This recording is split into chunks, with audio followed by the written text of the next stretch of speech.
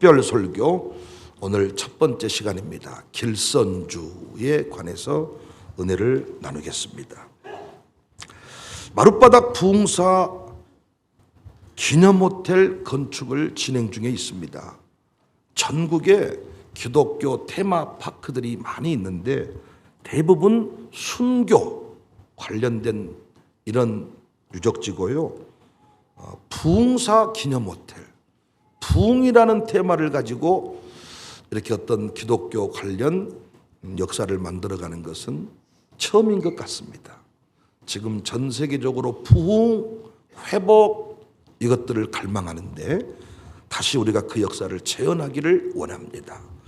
오늘 본문에도 하나님의 말씀을 너희에게 일러주고 너희를 인도하던 자들을 생각하며 그들의 행실의 결말을 주의하여 보고 그들의 믿음을 본받으라고 했습니다. 첫 번째 우리가 본받고 따라야 될 인도자는 길선주 목사입니다. 이 길선주 목사는 1869년 3월 15일 평안남도 안주에서 태어났습니다. 이 길씨 가문은 경상북도 선산에서 평안도 영변과 안주로 이주해 왔는데 그리 대단한 가문은 아니었습니다. 하지만 이 길선주 목사의 부친께서 아주 인성교육을 강조했습니다. 무관으로서 엄격했고 자녀 교육함에 있어서 그 엄격한 그 내용이 그대로 반영이 됐습니다. 길선주의 어머니도 한학의 조예가 깊어서 자녀 교육에 상당한 비중을 두었고요. 4살 때부터 한문을 배우기 시작했습니다. 7살 되던 해에는 명망 있는 학자의 문화생으로 들어가서 학문을 심도 있게 접했습니다. 길선주의 기록들을 쭉 찾아보니까 어렸을 때부터 사물에 대한 직관이 뛰어났고 구름이 흩어지는 것을 보고 눈물을 흘릴 만큼 정서가 풍부했습니다.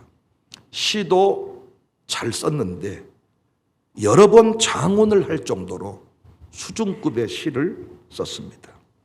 학문을 부지런히 연마한 길선주는 13살에 안주본부 공직부서의 하나인 초인직에 근무를 합니다. 13살에. 물론 아버지, 무관이었던 아버지의 도움이었지만은 본인 실력이 없이 어떻게 이런 관직의 일부분을 감당할 수가 있었겠습니까? 길선주는 상당히 준비된 그런 인재였습니다. 한번 마음 먹은 일은 끝까지 했습니다. 여인들에게도 인기가 좋았다 그래요. 그런데 한 번도 여인들에게 눈길을 빼앗긴 적이 없고 마음을 빼앗긴 적이 없고 어떤 그 활락에 빠져서 방탕한 삶을 산 적이 없다. 왜일까? 여러 기록을 종합해 보니까 첩을 둔 아버지 때문에 평생 어머니가 가슴앓이를 했다는 것입니다. 나는 그렇게 살지 않아야지 하면서 어떤 기생들에게 마음을 둔 적이 없다. 이렇게 기록합니다. 길선주가 16살 되던 해에 무관이었던 그의 아버지가 더 높은 벼슬자리를 맡아서 이사를 하게 되었는데 그 덕분에 길선주도 계속 실력 있는 학자들에게 한학을 공부하게 되었습니다. 당시 세상은 모든 것이 혼란스러웠고 국내 정서 모든 것이 암울했어요. 그런데 아주 평범하게 잘 살았던 길선주 가문을 불황배 윤하경이라는 사람이 공격을 합니다. 이유 없는 여러 가지 모함을 해서 이 가문을 공격하면서 이 길선주 가정이 졸지에 평양으로 이사를 가야 되는 상황이 생겼습니다. 너무도 기가 막힌 일이라서 온 집안 식구가 눈물을 흘리고 마음 아파했다고 합니다. 이 과정을 지나면서 길선주는 세상에 상처를 입었어요. 어떻게 세상에 이럴 수가 있는가? 그러면서 인생 무상을 느끼게 되었다고 합니다. 흔한 말로 이때부터 다 버려버리고 나는 자연인이다 이렇게 찍으러 그냥 더덕이나 캔 먹으며 살아야 되겠다. 산속으로 들어가고 싶었지만은 현실이 그렇지를 못했어요. 늙으신 부모님을 모시고 생계를 책임져야 되는 이런 상황에 놓였습니다. 그래서 결선주는 평양거상 이재경의 점포에서 1년 동안 상도를 배워서 가게를 열었는데 그때 나이가 18살입니다. 열심히 장사를 했지만은 돈 버는 은사가 없었는지 가게가 번성하지를 못했어요. 설상가상으로 친형님이 맨날 애상을 갖다 먹고 돈을 갚지를 않아. 친형님이 이 정도면 주변 사람을 오죽했겠습니까? 말만 잘하면 애상 준다 이래가지고 막 애상 갖다 써서 결국은 가게가 문을 닫았습니다. 역사를 두고 볼 때 가게가 망한 것이 하나님의 뜻이었고 부르심이었습니다. 여하튼 이런 일이 반복될수록 길선주는 세상에 대한 실망이 커져갔어요. 동네 불황배한테 쫓겨나면서 얻어맞은 것이 문제가 돼서 이제 몸까지 아프기 시작했습니다.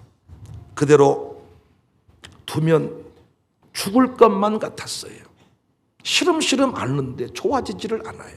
그래서 그의 부인이 길선주에게 매몰차게 당신 지금 이렇게 하다가 죽을 참이냐고 말이요. 막 이렇게 막 토끼 눈을 뜨고 막 무엇이라도 좀 하라고.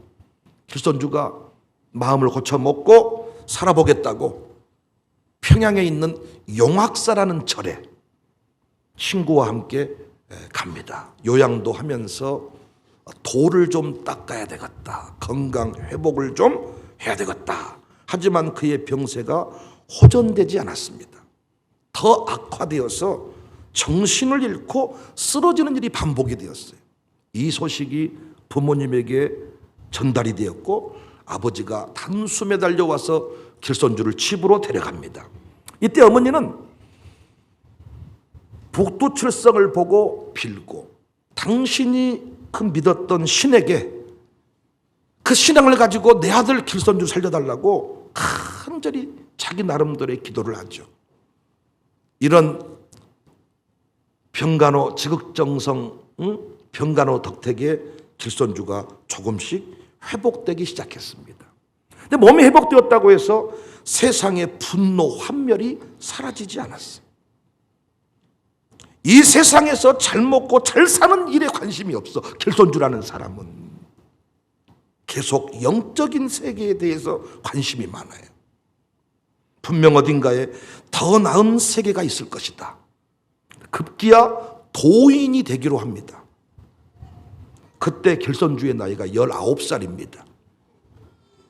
그가 처음 했던 일이 관성교, 이 중국의 관우, 유비, 장비, 이 보고문, 그러니까 이 관우를 청하는 기도문이 있다는 거예요. 이 기도문을 1만 번 이상 애우는 것으로부터 도를 닦기 시작해. 열심히 도를 닦는데 드디어 환청도 듣고, 야, 막 이게 나름대로 계시도 받고, 열심히 도를 닦는 중에 창일도사 김순호를 만나서 더 깊은 영적 체험들을 합니다. 나중에는 자신의 몸에 기력을 풀어 넣을 정도로 상당히 이 도의 수준이 깊어져요. 더 깊은 도의 세계로 막 들어가던 중에 평양의 장득한 선생을 만나는데 그는 누구냐? 역시 신선되기 위해서 도를 닦고 있는 사람이었는데 어떤 무림 고수와 같이 한 세계를 딱 파고쳐들어 또 다른 도인이 있는 거예요. 이 사람은 옥경, 하늘 위에 옥황상제가 산다는 옥경을 연구하고 있었고 길선주에게 삼령주문, 천지인의 신을 이루는 말, 이야, 이 삼령주문을 가르쳐 주었습니다. 그 삼령주문을 애우는 이런 수준이 되었는데 이때가 길선주가 23살. 23살까지 돌을 닦다 보니까 길선주의 몸이 아주 돌처럼 단단해지고 껄렁패들이 껍적댔다가는 탁탁 쳐버리면 끝나버려. 그냥 영화에서 보면 그런 거 있잖아요. 길선주의 명성이 평양에 퍼지기 시작했습니다.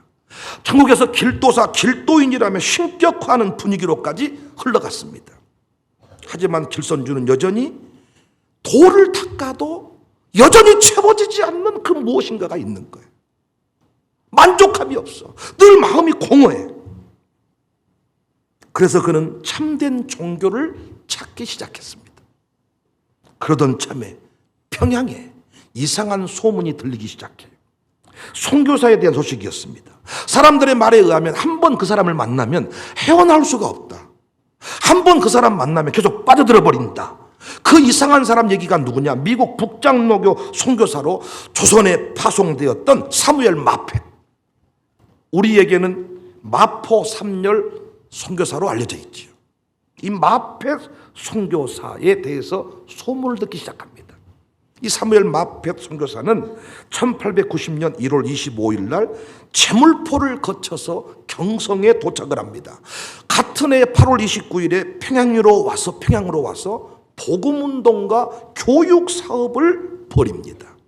이가 선교를 막 할 때요, 사람들이 막 방해를 하는데 솔방울을 던져가지고 이마에 맞춰서 피를 쭉 나게 한 사람이 최초 제주도로 선교사 파송된 이기풍 선교사예요. 이렇게 될 줄 누가 알았을까요? 솔방울로 맞춰버렸다니까요. 이때 마포 선교사, 이 마포 3열 선교사에게 큰 위로가 되었던 것이 이기람 선교사가 평양에 또 파송이 됐습니다. 이길함, 이 기람이라는 말은 그레함의 한국식 발음입니다. 이길함. 마포 3열 선교사가 평양에 온 지 3년이 지난 1893년 2월 달에 널다리골에 있는 마포 3열 선교사의 집에서 교회가 시작이 됩니다. 그해 10월 달 첫 학습 세례식이 진행되었는데 그때 학습받은 사람이 최칠양, 이동승, 전재숙, 문홍준, 조상정, 은봉태 6명이었고 그들은 다음 해에 세례를 받아서 첫 세례교인이 됩니다. 교회는 날로 발전해서 영수를 세웁니다. 교회 안에서 예배를 인도하는 장로 전 단계라고 할까요? 점점 교회가 발전을 해요. 근데 참 재밌는 스토리를 제가 한 대목 소개할게요. 1895년에 김종섭이 세례를 받고 1896년에 영수이자 조사, 오늘날로 말하면 전도사로 피택이 돼요.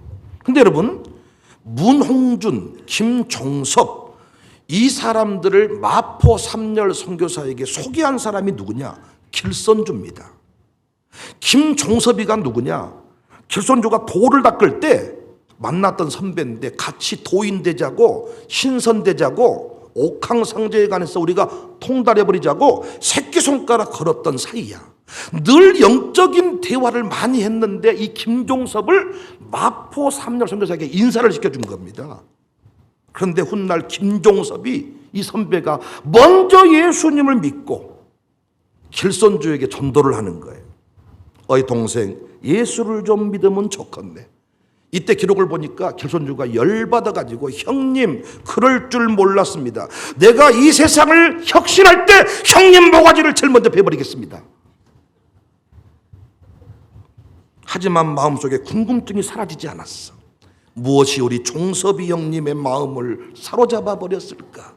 어째 종섭이 형님이 그렇게 도인되는 길을 포기하고 그렇게 예수쟁이가 되어버렸을까? 이 일을 계기로 길선주가 스스로 세례받은 1895년 그 이후에 중국 성소공에 관주 신약 성경을 입수해서 읽기 시작합니다. 종섭이 형이 세례받고 나서 충격받아가지고 성경을 읽기 시작해요. 근데 역시 성경을 읽었지만은 예수님은 믿지 않아요. 김종섭이 계속 전도합니다. 동생 예수 믿어야 되니? 그래서 전도 책자를 두세 권 이렇게 주고 가는데 읽어도 감동이 없어요. 그런데 길선주가 이 김종섭이 주고 간 철로 역정을 읽고 눈물샘이 터져버립니다. 근데 전로역정을 입고 나서 이 길손주가 더 괴로워진 거예요. 왜? 하나님에 관해서 알 듯 말 듯 하는데, 뭔가 나를 만지는 사람은 있는데, 뭔가 지금처럼 정보가 있는 거 아니잖아요. 답답해서 막 죽을 지경이야. 다음날 김종섭이한테, 형님, 우와, 나 죽겠어요. 아주 막 답답해 죽겠어요. 김종섭이 뭐라고 말하지? 어이, 기도를 좀 해보소. 길손주가 며칠 동안 기도를 합니다. 놀랍게 본인이 하나님에 관해서 알고 싶어서 기도를 하는데 성령님이 역사해요. 참, 우리가 이제 이 역사를 쭉 공부하면서 성령님이 이루어 가신 일들을 우리가 목도하게 됩니다. 성령께서 한국교회를 다시 부흥시키신다, 이런 의미를 우리가 깨닫게 됩니다. 성령 역사에서 불이 임해, 불이. 그래서 그때 막 불받아가지고 막 기도를 막 하니, 옆방에 자고 있었던 자기 그 가게 직원이 막 3령 주문을 외우면서 귀신아 물러가라, 막 왜? 막 갑자기 불받아가지고 막 미친 듯이 막 기도를 해버리니까. 다음날 김종섭이 찾아왔어요. 드디어 예수님 믿겠다고 고백을 합니다. 즉시 두 사람은 마포 삼열 선교사를 찾아갑니다. 이때부터 길선주는 도인이 아니라 그리스도인이 되었습니다. 성경 읽기 시작한 지 2년째 되던 날, 1897년 8월 15일 길선주는 조선예수교장로의 평양성 널다리골 교회에서 이기람 선교사에게 세례를 받습니다. 세례를 딱 받자마자 길손주는 가장 먼저 상투를 잘라버렸어요. 집안이 상당히 한하게 조예가 깊었던 집안이라 그랬죠. 상투를 잘라버리고 아버지를 전도하겠다고 자기 직원이었던 이정식을 데리고 고향으로 갑니다. 상투자로 나타난 아들을 보면서 아버지가 통곡하며 웁니다. 이런 미친놈, 어떠다가 내 새끼가 이렇게 되어버렸냐고. 그런데 길선주는 포기하지 않고 아버지를 전도합니다. 아버지에게 전도 책자 한 권을 건네요. 아버지가 다음날 아침에, 아들아, 나도 예수 믿을란다. 여러분이 아멘 안 해도 믿었어요. 네. 네. 어머니도 전도합니다. 바로 어머니는 후처였는데, 후처의 특징이 뭐예요? 아들만 바라보고 살죠. 아들이 말하면 다 해주죠. 바로 영접합니다. 부인도 전도했습니다.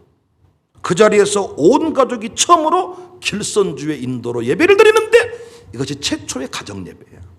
앞으로 스토리텔링 하실 분들은 이런 역사들을 짧게 듣고 앞으로 이렇게 우리에게 찾는 분한테 얘기를 해줘야 돼요.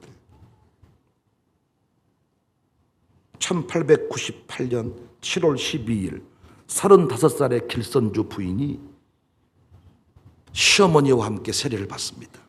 이때 길선주의 부인과 길선주의 나이 차이는 5살. 그러니까 길선주 11살 때 16살 부인과 결혼을 해요.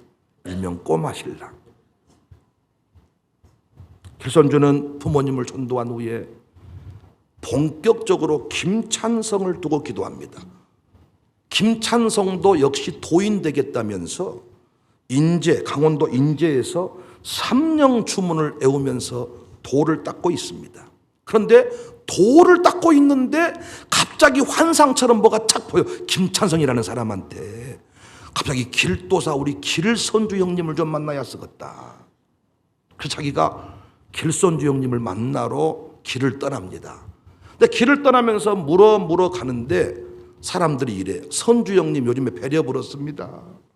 완전히 미쳐가지고 예수를 믿게 되었습니다. 예수님 믿는다고 돌아다닙니다. 그러니까 이 김찬성도 이해할 수가 없어. 어떻게 그럴 수가 있단 말인가. 그래서 끝까지 내가 가서 그 마음을 돌이켜야 되겠다고 하면서 길선주를 찾아요. 만나요. 길선주하고 둘이 밤새도록 주거니 받거니 그럴 수가 있습니까? 어찌 예수를 믿는다는 말입니까? 막 흥분을 해요. 그러고 있을 때 그 김종섭이, 지금 누군지 아시죠? 김종섭. 전도사가 돼가지고 이제 이 김찬성에게 옵니다. 이때 전도 책자를 주고 가요. 구원교리를 설명하고 그런데 김찬성이 하루 종일 책자를 읽어요. 전도 책자를. 그러다가 눈물을 보여요. 그 자리에서 예수님 믿겠다 결단해요. 이렇게 김찬성이 예수를 믿고 조선예수교 장로회 신학교 평양신학교 2회 졸업생으로 목사가 되었고 훗날 평안노회 노회장을 역임합니다. 그의 아들 김하식, 김도식도 한국교회 쟁쟁한 목사가 되었습니다. 이제 오후에 또 얘기를 이어가겠습니다만은 이런 초창기 한국교회 길선주 목사님은 한국교회 아버지와 같아요. 한국교회 최초 담임 목사가 길선주예요. 장대현 교회. 장대현 교회에 대해서 이제 오후에 공부를 합니다. 장난이 아닙니다. 이 한국교회의 초창기 역사를 쭉 보면 우리가 중요한 메시지를 몇 가지 깨닫는데, 첫 번째 메시지가 예수님을 믿는 것은 우리의 노력이 아니라 성령님의 역사다. 할렐루야. 당시에 지금처럼 성경이 제대로 있었던 때도 아니고 성경 공부를 할 수 있었던 때도 아니고 신학 공부를 했던 사람도 없던 때인데 어떻게 예수를 믿냐고요. 우리가 종종 예수 믿어줄게, 내가 담배 끊고 예수 믿을게, 빚 좀 갚고 교회 나갈게, 이런 소리 하는데 웃기는 이야기입니다. 어떤 분은 이래요. 증거를 대보소. 그럼 내가 예수 믿을라네. 하나님 살아계신 증거를 한번 대보소. 내가 교회 다닐라네. 증거는 넘쳐나고 있어.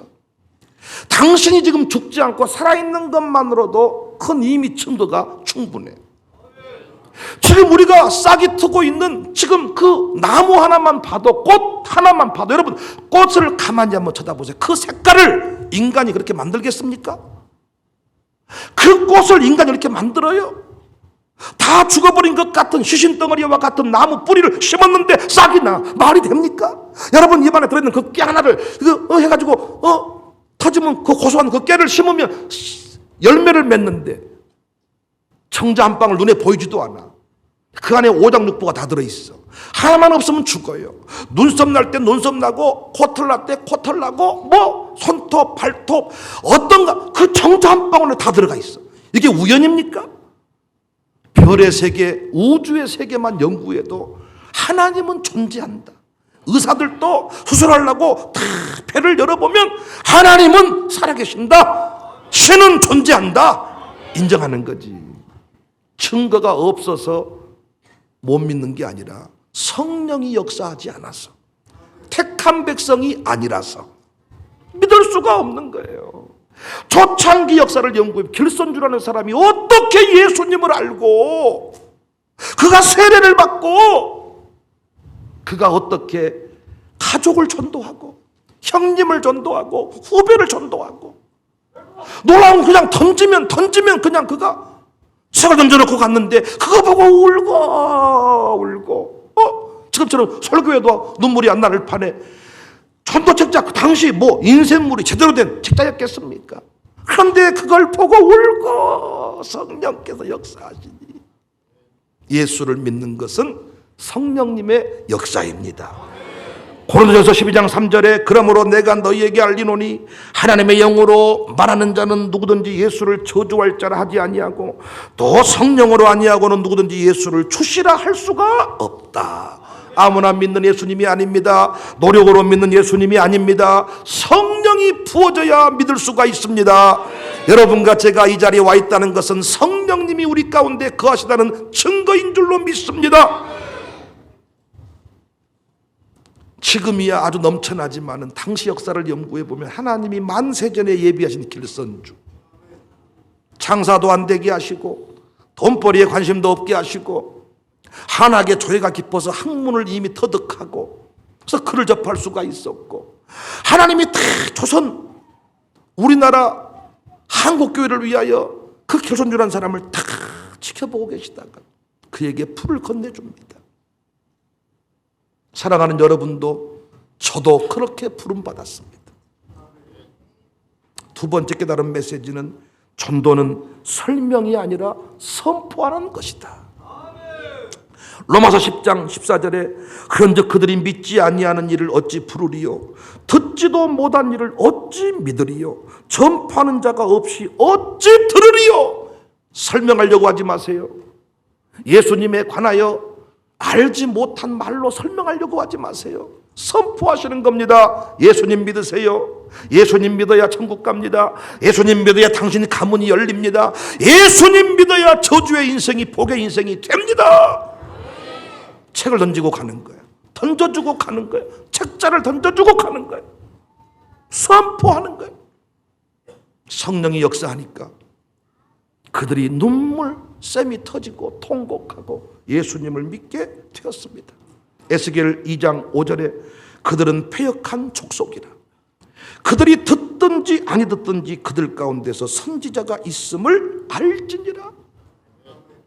길선주도 김종섭도 김찬성도 믿고 선포하니 성령이 역사했습니다.